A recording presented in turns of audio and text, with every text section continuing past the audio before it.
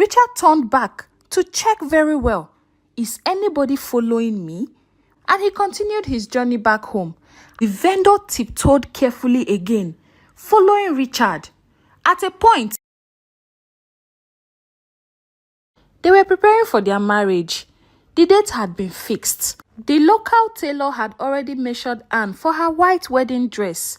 Even Anne's widowed mother had started gathering firewood for the ceremony. Richard was building a small one-bedroom house near the stream. He would call it Anne's house. They were happy. They were so in love with each other until sickness came. It started small, fever, headache. Then Anne stopped walking, stopped smiling. Doctors came, herbalists prayed, church fasted, but yet nothing worked. One morning, Richard came with oranges. Mama Anne met him outside and whispered, "She is gone." He dropped the oranges and stood there, not crying, just shaking. The shock took all over him. The town buried her with dignity. Richard didn't speak for days. He was dumbfounded. He was so frustrated. He refused to speak to anyone. And when he did, he only whispered 4 words. "I will bring her back." 7 days after Anne's burial, Richard returned to the mausoleum, not to grieve, but to reclaim. By moonlight, he broke the lock, unwrapped the clothes, and lifted Anne's body in a wheelbarrow, covered with cassava leaves. He wheeled her through the bush paths, whispering apologies as he bumped over stones. He would say, "Anne, my wife, I'm sorry. Hope you were not hurt. Don't worry. The ride will be gentle. I will ensure that there is no stone on the way." And Richard pushed Anne's body carefully, secretly, until he arrived at Anne's house, the one he had built for their marriage, and he placed her in the bed they were supposed to share in their one-bedroom house. Richard lived with Anne's body for 7 years. Yes, you heard me. 7 whole years. He cleaned her face every morning with warm water and herbs. "Anne, my darling wife, you know you are very beautiful," he would say. "Let me clean your face so you can keep being beautiful for me." He brushed her hair with the comb she left in the house. He changed her clothes every market day. He sprayed perfume on her body before bed. He even whispered to her every night, "Good night, my wife." Every morning when Richard is about leaving for work, he will make sure he baths Anne's body and hide her body in a place that nobody will ever find in that room. And he always told Anne's body, "Anne, my wife, take care of your home, oh. You know you are the woman of this house. Let me go and hustle for money." At night, he played her favorite songs on his phone. He believed her spirit stayed in the house, watching and listening, but the body was decaying. So Richard made herbs from the bush. He paid a traditional mortician in secret. He preserved her skin with local embalming oils, but nothing can stop time. Her fingers darkened. Her face began to collapse inward. He stitched her smile with black thread and wore sunglasses indoors to avoid looking too long at her eyes. Still, he loved her, or thought he did.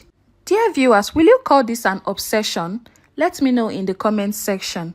Richard often visited the market to buy cosmetics for Anne's body, like lipsticks, powders, foundations, undies, and people often wondered, who is this woman that Richard is always buying stuff for? Anne, his supposed wife, is no longer alive, and we've never seen him with any woman. What is happening? He is always buying undies and feminine things from the markets. Who is he gifting? Perhaps he has a new woman he wants to get married to, and they never really thought much about it.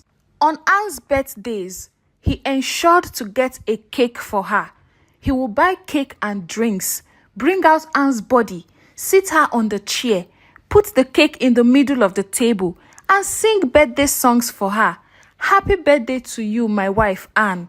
Today, you are turning." He will call the exact number of age Anne was supposed to be turning on that day.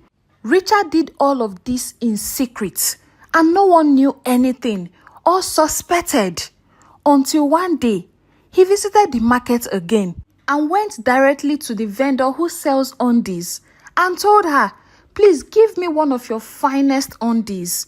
My wife, she loves colorful undies. Please, I need them immediately. The latest one, the most beautiful." The vendor was curious. Who is this man always buying undies for? Sometimes he comes to buy powders and lipsticks, and we never get to see this woman. I must find out who this beautiful secret woman is. At least let me be the first to know Richard's new woman. I can't believe Richard is even getting married to someone else after all the love he and Anne shared. And this vendor secretly waited for Richard to buy all the things he usually buy from the market. And she tiptoed carefully, following Richard through the bush paths. Each time Richard sensed someone is behind him, he will stop and the vendor will quickly run into the bush. Richard turned back to check very well. Is anybody following me? Why am I hearing footsteps behind? How come I can't find anyone? And he continued his journey back home. I must hurry home, and my wife must not get angry because I have stayed long in the market. She must be lonely without me and must be missing me so much. And Richard hurried home. The vendor tiptoed carefully again, following Richard. At a point, Richard was convinced that someone was behind, and he took the wrong road, heading to somewhere else entirely different, and the vendor lost track of him and wasn't able to find out where he went to. Each time Richard's friends or families attempted to visit him in his house, he always turned them down, giving one excuse or the other. "Oh, I am not at home. Oh, I am about leaving home for work. Oh, no, you can't come to my house. It is not in a good state right now." He kept on giving one excuse or the other. And then it sparked suspicion. Neighbors began to talk. Why does his window always stay closed? He has never opened his window for once. Why does his water smell like iron and camphor? Why does no one ever visit him? And what is that thing he feels he's hiding every time? Children dared each other to throw stone at his door. One morning, a goat refused to enter his compound. A dog barked at his doorstep until it lost its voice.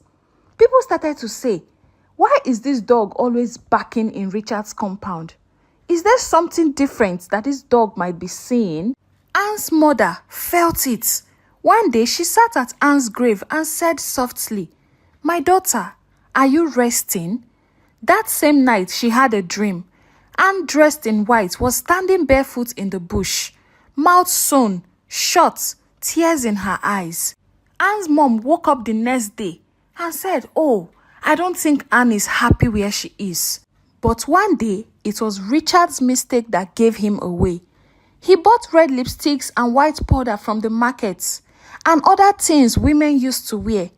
And then the seller asked, "Richard, it's like you are married now. You don't want to show us your new wife?" And Richard replied without thinking twice, "Yes, so I'm married. I've been married for a long time. She lives with me." Word spread. Udwak, Richard's old friend, heard about it. "What? Richard, my friend, has been married all this while, and he didn't deem fit to tell me? No, now. I must visit my friend to see his new wife." And then Udwak visited Richard, but Richard refused him entry. He tried everything possible. Udwak tried to say to his friend, Richard, why won't you let me into your house? I am your friend, for Christ's sake. You don't want me to see your new wife?" But Richard refused Udwak to go into his house and almost fought him. But then Udwak grew suspicious. That same night, he returned secretly and looked through the door. And what he saw made him scream. Anne, wearing a white wedding dress, sitting in a chair, skin like burnt leather, eyes wide and empty, lips smiling but stitched shut. He shouted and the whole villagers came out. The police came. So did villagers. So did Mama Ann. They broke into the house and found Ann still seated, still dressed, surrounded by candle wax and rose petals. Richard was holding her hand. "Please," he cried, "don't take her away again from me. I have been with her all this while. You can't take her for a second time." He argued with them and tried to fight them because they were trying to take Anne's body away from him. Eventually, they realized that the trauma of Anne's death got to him seriously and that he had mental issues, and they decided not to arrest him. The elders deliberated over what to do, and they said he needed cleansing, not punishment. He had been caused by grief, not wickedness. For 7 days, they held a ritual to cleanse Richard. They reburied Anne with honor. Mama Ann wept and forgave Richard. Richard was battered in herbs, and on the 7th day, he knelt and whispered, "Anne, my love, forgive me for loving you too long." From that day, the villagers took care of Richard. With time, he got over the trauma of losing his dear Anne and started living like a normal person again. And that was how the story ended. Love is beautiful, but even love must learn to let go. Grief can be a shadow, but light returns when truth is told. The dead deserve rest, and the living must live. True love doesn't chain, it frees. When grief becomes obsession, only truth and healing can help. Letting go doesn't mean forgetting. Speak, cry, share your sorrow. Do not suffer alone. Dear viewers, what do you think about what Richard did? Do you think it was an act of grief? Let me know about your opinion in the comment section. Thank you so much for listening to my story. My name is Onyi of Onyi Stories and Folktales. And please, if you haven't subscribed to my channel, kindly click on the subscribe button, turn on the notifications, so when I post more interesting stories, you'll be the first to get them. And if you're a returning subscriber, hey, thank you so much for always coming back. I sincerely appreciate you for your support. I do not take it for granted. And please trust me when I say I have loads and loads of interesting stories on my channel that you would love to listen to and you would love to watch. So please relax, take a popcorn and watch every story on my channel. You would definitely learn